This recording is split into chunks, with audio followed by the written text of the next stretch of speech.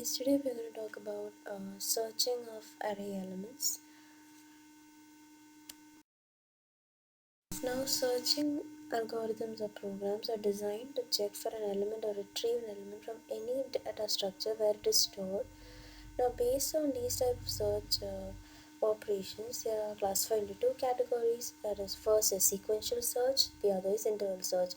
Now, what is sequential search? In this, the list or array is traversed sequentially and every element is checked.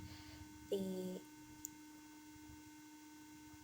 the sequential search that we'll be looking into is linear search here, and next is interval search. These algorithms are specifically designed for searching in sorted data structures. It is more efficient than linear search as they repeatedly target the center of the search structure and divide the search space in half, and that the example for interval search is binary search. Now this is the program for linear search. Now I said that we will be checking each element sequentially. So this is the example. We are going to find 20. So we are going to check each element. That means we are going to compare each array element till we get the value that we desire. Okay, now we are going to use an array here. So we'll declare an integer array since nothing is mentioned here. So we'll be declaring an integer array, and we're using a loop here to enter the array elements. So we'll declare the variable I, then the search number, that the number we have to search, so we'll be declaring a variable search, then the number of elements in the array, so we'll declare the variable n, and here is the flag variable c equal to 0 and the position of the where the searched number is present. Now we enter the array elements 10, 50, 30, 70, 80, 60, 20, 90, 40. Fine. Now we are going to enter the element to be searched. Here we are going to search 20, so we enter the element 20. Now we enter the loop. Now we check each element of a of 0, that is 10 equal to 20, which is false. Then we go for the next one in the loop, that is I plus plus, so i's value becomes false. So a of 50 is equal to 20, false again, and it will continue till we reach 20. Now why we are using a flag variable here is that so we can show the presence of the element that we have found, or the element that we are searching. Now here the element will be when it reaches I is equal to 6. So a of 6 equal to search, that is 20 equal to 20 is true. We'll enter the body of the if statement, and c's value becomes 1. Here c's before c's value is 0, but since this condition was fulfilled, we change the flag variable to 1. This flag variable indicates the presence of the element in that in the particular array that we have declared. Now the variable pose is used to indicate the position of the number inside the array. Now when it's 1 to 5 for us, is 0 to 4 for the computer. So when I is equal to 6, the position will be the 7th position. So pose value becomes 6 plus 1, 7, and the loop breaks there. Now we'll check this. If c is equal to 0, the element is not found. But if we have found the element, so we will go to the else statement. Element 20 found at position. The position is 7th. So that is linear search. This is the simplest of the sequential search. Next we'll be looking into binary search, that is interval search. I'll explain the concept of binary search with the real life situation. Like in my class, when we had a free time, the teacher decided to do a debate. So we were sorted into groups, boys versus girls. So suppose she wants the number of points. She say at least one of the groups should say at least 6 points. If the boys say the number of points is for the boys is more than 6, she just have to take the winner from the boys side, If the girl say more number of points greater than 6, she'll have to take the she have to check the winner in the girl side. Same way for binary search. In binary search, we are going to divide the array into half, so we can just check one half of the array and find the element that we want to search. Not only that, it will free the amount of space compared to linear search. Binary search takes less space. So here miss is the middle element.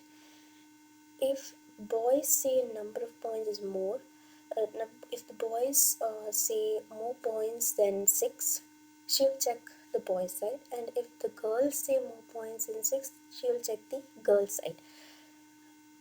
Here the debate was kind of intense because it was between most of the points were set by two cousins, and it was kind of cute to watch them watch them fight, because it's like seeing a fight between Tom and Jerry. So, but it ended up with a tie. But suppose if the boys say more points, she'll check the boys' side, and if the girls say more points, she'll check the girls' side. Same way with binary search, we divide it into two, and with the middle element, we'll be checking either sides.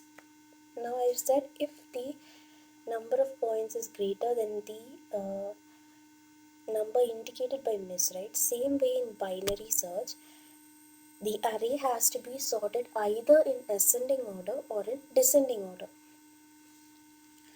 Now, here I've used the variable first and last since we're dividing it into half, we'll have to, the last, if suppose we're taking the first half of 2, 5, 8 and 12, the first will be L is equal to 0. I'm taking first here, first equal to 0, and last will be 4. So that's why we're using first and last to indicate the first position of the array and the last position of the array. Then we'll take the middle element, since we're dividing it into half, and each time it takes, if you are taking the first half, it will again divide it with the mid element. Now n is the number of elements that we are supposed to indicate how many spaces you want to enter the elements, and I will be the loop. Now we enter the number of elements in, then we enter the elements in order. Here 2, 5, 8, 12, 16, 23, 38, 56, 72, 91. Alright. This is entered in ascending order. Now first equal to 0, last value here is last value is 10, so 9 minus 1, 10 minus 1, 9. Then we enter the element to be searched. Here, suppose if we want to search the element 8 here. Now we enter the loop, first less than or equal to last, it's 0 less than 9. We calculate the mid value. The mid value here is 9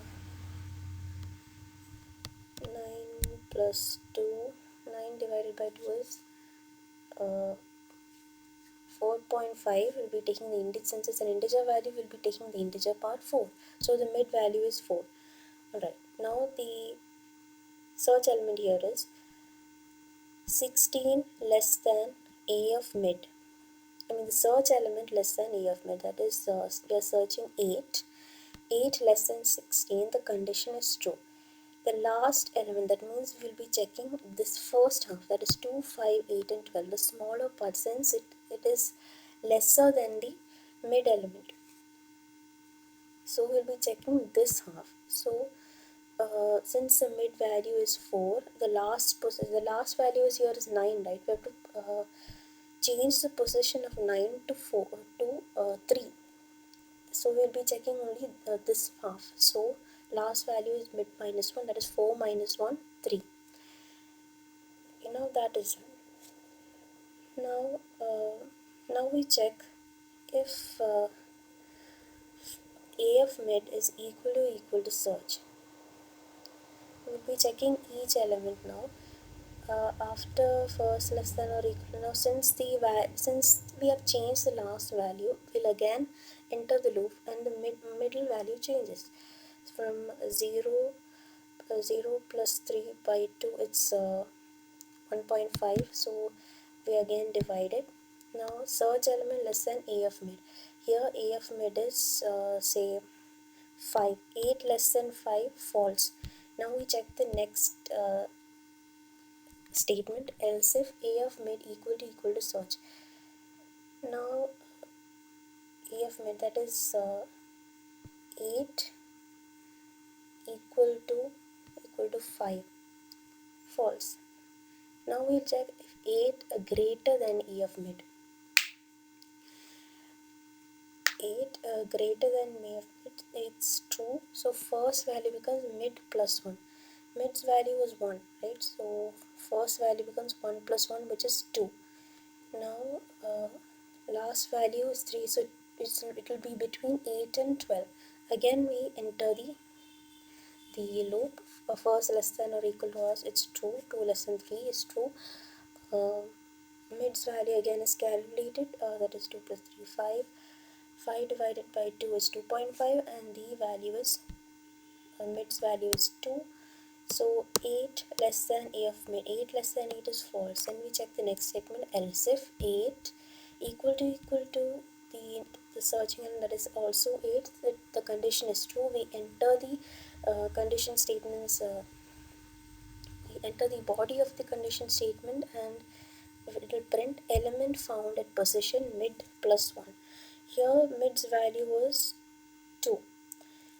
0 to 2 is for us, if it's 1 to 3, for the computer it will be 0 to 2. So mid's value is 2, so plus 1, the position of the element is 3. And here the loop, here the program ends, and this is the concept of binary search. It divides the array into halves, and when it takes a particular half, it again divides it so that we can find the element. The binary search, the concept is hard, but it is more efficient than linear search and less time consuming. Now this is also a linear search, but in this case, when we find an element, suppose that the presence of the element is more than 1. Here in example 2, 3, 3, 4, 5. Here the number of times 3 is present is twice. So in this linear search, I mentioned before that C equal to 0 is a flag variable which indicates which is used to indicate the presence of a particular element that we are searching. Here suppose this is the same concept of linear search. A slight difference is that we enter the number of elements, we enter the number to be searched. In this case, in the if statement's case, when we compare the value, that is say A of 1 equal to search, that is 3. Instead of C equal to 1, when we typed C equal to 1 in the previous linear search, it indicated the first presence of the element that we are searching. Here the element here that we're searching is more than 1, so we write C++. That is the only difference between the previous linear search and this linear search. Here the linear search this is the program for linear search and multiple occurrences. So that is the only difference. Rest of the program is same. So this is the concept of searching an element in an array. I hope you've understood what I've taken today. Thank you.